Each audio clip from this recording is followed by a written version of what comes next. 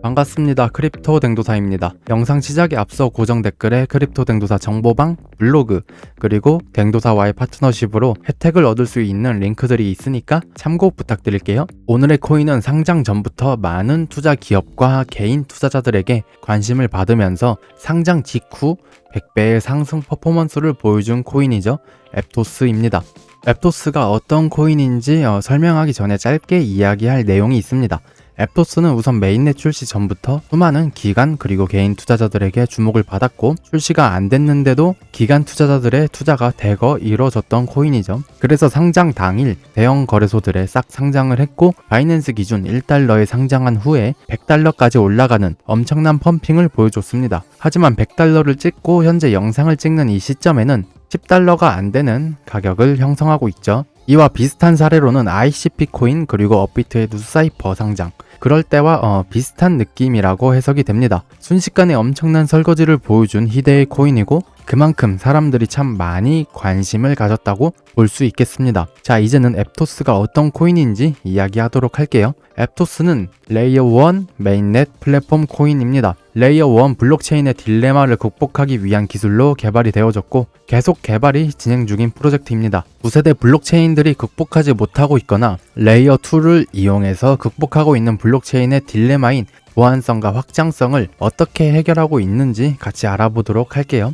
우선 앱토스는 무브라는 러스트 기반의 프로그래밍 언어를 사용합니다. 무브는 토큰 정보와 스마트 컨트랙트, 즉 계약을 기록할 때 데이터 복사 및 분실이 발생하기 어려운 방식으로 설정이 되어 있죠. 악의적인 부정, 해킹 같은 것들이 일어나기 힘들다는 점이고, 그로 인해서 보안성이 좋습니다. 무브라는 프로그래밍 언어는 앱토스의 창설자들이 현재는 메타라고 불리는 구 페이스북에서 먼저 개발을 하였고, 원래 메타에서는 DM, 리브라 라는 프로젝트에서 사용을 할 계획이었으나 여러 국가들이 자신들의 법정 화폐를 지키기 위해서 규제를 걸면서 프로젝트를 접게 되었습니다. 하지만 버리기에는 아까운 기술이죠. 그래서 앱토스에서 쓰이고 있으며, 여러분들께서 알고 계시는 솔라나 코인도 무브 프로그래밍 언어를 사용하고 있습니다. 솔라나와 앱토스는 같은 프로그래밍 언어를 쓰고 있고, 그로 인해서 솔라나에 있던 솔라나 기반의 DApp들이 앱토스의 생태계로 쉽게 넘어갈 수 있다고 해석할 수 있습니다. 솔라나라는 거대한 플랫폼의 파일을 어느 정도 흡수할 수 있다는 것은 엄청난 메리트죠. 그리고 이런 이유 때문에 앱토스는 솔라나 킬러라는 별명을 가지고 있습니다. 앱토스는 무브 말고도 구 페이스북 DM에서 개발을 한 알고리즘을 사용하고 있는데, 앱토스 BTF 또는 DM BTF라고 불립니다. BTF는 비잔틴 장애 허용이라는 것인데, 쉽게 설명드리자면 참여자의 3분의 2가 합의한다면 다수결을 따르는 그런 알고리즘입니다. 블록체인 장부 유지를 위한 것이고, 정보 누락과 오입력 해킹으로부터 안전할 수 있는 방식이죠. 앱토스는 여기다가 스마트 컨트랙트 계약을 병렬 처리할 수 있는 기술인 블록 STM이라는 기술을 첨가해서 속도까지 끌려 올렸습니다. 속도와 안정성이라는 두 마리 토끼를 잡기 위한 기술들을 사용하고 있어서 기대가 되는 레이어 1 메인넷 플랫폼 프로젝트입니다. 하지만 노드의 중앙화 때문에 탈중앙화를 잡은 플랫폼이라고 하기에는 좀 어렵지 않을까 생각하고 있습니다. 앱토스의 기술적인 설명은 이 정도만 하고 개인 뇌피셜을 이야기하도록 할게요. 앱토스는 레이어 1 메인넷 플랫폼 코인이라고 했습니다. 그래서 앱토스 코인은 네트워크 수수료, 스테이킹, 거버넌스, 그리고 생태계 내부의 화폐로 이용이 됩니다. 이는 기존에 있는 플랫폼 코인들과 크게 다를 것이 없는 쓰임이라고 봅니다. 제가 레이어 1 플랫폼 코인을 이야기할 때 항상 하는 말이 있습니다. 역시나 이번 영상에서도 또 이야기하도록 할게요. 레이어 1 플랫폼 코인에게 있어서 안정성, 보안성, 속도, 그리고 탈중앙화성은 굉장히 중요합니다. 근데 가장 중요한 것은 이런 게 아니고, 매번 강조하지만 생태계가 얼마나 풍부한지, 디앱이 많고 킬링 디앱이 많은지가 제일 중요합니다. 이더리움 속도 많이 느리죠. 확장성 안 좋습니다. 그리고 작년 불장 때 네트워크가 과열이 되어서 네트워크 수수료가 굉장히 비쌌었죠. 저도 굉장히 높은 수수료를 쓰면서 네트워크 참여를 했던 걸로 기억하는데, 근데도 저는 계속 이더리움을 사용했습니다. 바보라서 사용한 것이 아니라 눈물을 머금고 어쩔 수 없이 사용을 했어요. 왜? 디앱이 많고 킬링 디앱이 많아서 시장을 이미 선점 및 어느 정도의 독점을 하고 있어서 사용을 했습니다. 그동안 이더리움 킬러라는 별명을 달고 만들어진 여러 코인들이 있죠. 대표적으로 이오스, 솔라나, 알고랜드, 테조스, 에이다 이렇게 있고 더 많습니다.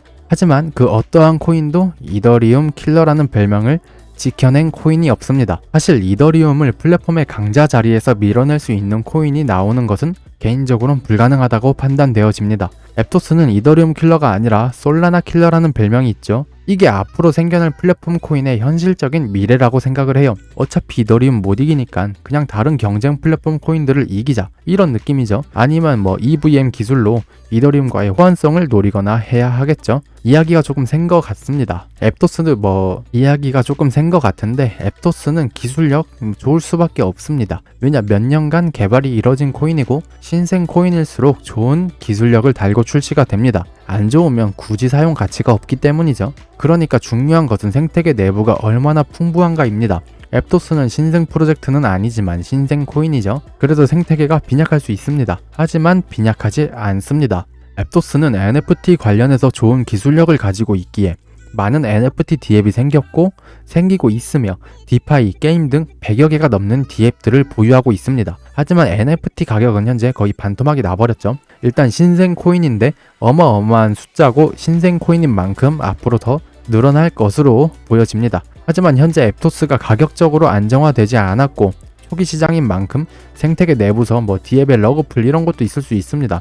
생태계 관련한 내용이 가장 중요한데 솔직히 앱토스는 아직 판단하긴 좀 이르다 라고 생각하고 있고, 다음에 시간이 지난 후 다시 앱토스 영상을 제작할 때 그때 중점적으로 보도록 하겠습니다. 앱토스에 대해서 좋은 이야기 많이 했어요. 이제는 문제점을 확인하도록 할게요. 저는 항상 중립적으로 코인 설명을 하기 위해서 좋은 이야기, 안 좋은 이야기 적당히 분배해서 하는 편임을 참고해 주시면 감사하겠습니다. 앱토스 논란거리가 하나 있죠. 바로 코인의 물량 관련한 문제입니다. 코인 세계에서 물량이라는 것은 굉장히 중요한 역할을 합니다. 가격과도 굉장히 밀접한 연관이 있고 투자를 할 코인인지 아닌지 분류할 때 쓰이기도 합니다. 다수의 투자자들이 공감할 내용인데 시장에 풀린 물량이 많지 않으면 아무래도 선뜻 투자하기가 힘들어집니다.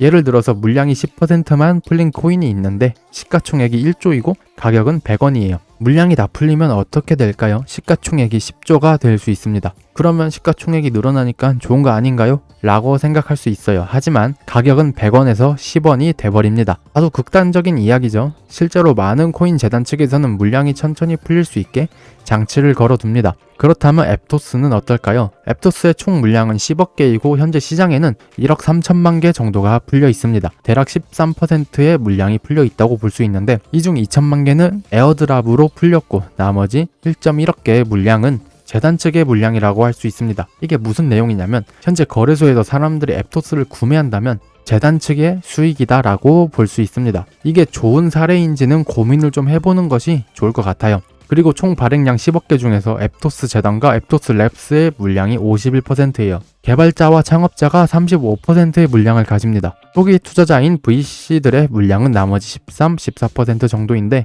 이게 좀 의아해요. 앱토스 측의 물량이 전체적으로 86%라는 소리입니다. 물론 재단 물량은 1년 락업과 4년간 천천히 풀리는 조건이 달려있고 VC, 기관 투자자들의 물량도 마찬가지로 1년 락업, 4년간 천천히 풀리는 조건이 달려있습니다. 근데 재단과 관계자들의 물량이 86%이고 현재 풀려있는 물량은 재단 측의 물량이므로 재단의 수익이라고 할 수 있겠죠. 제가 느끼기에는 이 사람들 돈에 약간 좀 환장한 그런 느낌이 듭니다. 느낌이 세가지고 조금 더 정보 수집을 해봤는데 앱토스는 현재 소송이 걸려 있습니다. 10억 달러짜리 소송이고 하나 1조 4천만 원 수준의 소송이죠. 앱토스는 소송 관련해서 뉴욕 법원에 소송 기각 요청을 했는데 10월 12일 날 거부를 당했습니다. 즉 소송은 현재 진행형이다 라고 볼 수 있습니다. 돈이 급해서 깜짝 메인넷 발표와 상장을 했다고 합리적으로 어느 정도 의심이 가능합니다. 그리고 재단 물량이 많은 만큼 재단 측의 스테이킹 이자 수익도 많을 예정인 점도 참고하셔야 합니다. 솔라나 킬러라는 네이밍처럼 이런 불신들을 다 무찌르고 가격 상승이 가능할지 아니면 ICP 그리고 누사이퍼 코인처럼 계속 하락만 지속하는 코인이 될지 지켜보도록 하겠습니다. 뱅도사의 영상은 매수 매도의 조언이 아니라 참고용 영상일 뿐입니다. 해외 거래소를 이용하고 싶으시다면 영상 설명란과 고정 댓글에 혜택이 있는 레퍼럴 링크가 있으니까 참고하시면 좋을 것 같습니다.